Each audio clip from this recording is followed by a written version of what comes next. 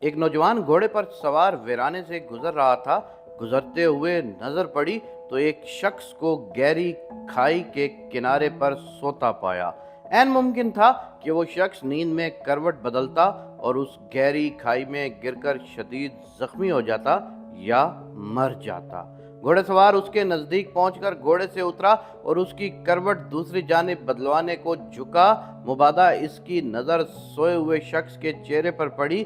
یہ شخص اس کا جانی دشمن تھا۔ دونوں ایک دوسرے کے خون کے پیاسے تھے۔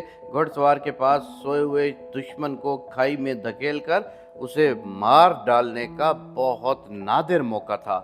اسی لمحے بھر کو اس کا جی چاہا کہ جانی دشمن کی جان لے لے، لیکن دوسرے ہی لمحے اس نے سوچا کہ اس وقت یہ دشمن نہیں، محض ایک لا علم اور غافل انسان ہے جو بے خبری میں کسی بھی وقت کھائی میں گر کر مر سکتا ہے۔ اس وقت میرا فرض اسے بچانا ہے۔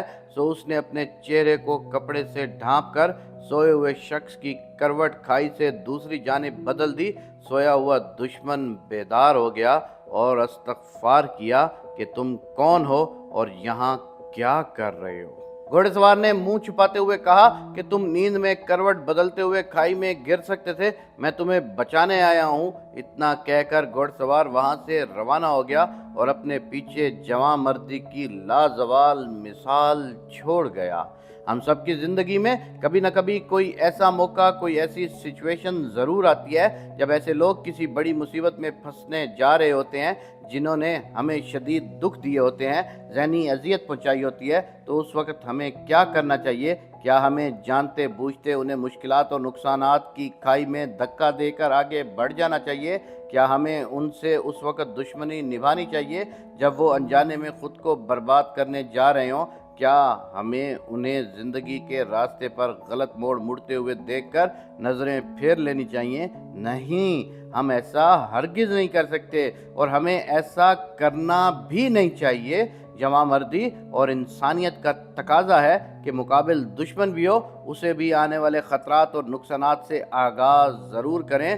پھر کوئی جان بوجھ کر ڈوبنا چاہے، کھائی میں کودنا چاہے تو یہ اس کی ثواب دید ہے۔ کوشش کریں کہ خلوص کے کپڑے سے چہرے کو ڈھانپ کر دشمن کو بھی آنے والے خطرات سے آگاہ کر دیں۔ یہ جوان مردی زندگی بھر آپ کو اس کے احساس جرم سے بچائے گی کہ آپ کسی کو کھائی میں گرنے سے بچا سکتے تھے لیکن آپ نے بچایا نہیں، کسی کو غلط موڑ مڑنے سے پہلے صحیح راستہ دکھا سکتے تھے لیکن دکھایا نہیں۔ لیکن یاد رہے کہ اس کا صلہ آپ کو نہ تو اس شخص سے ملے گا اور نہ ہی اس دنیا سے ملے گا۔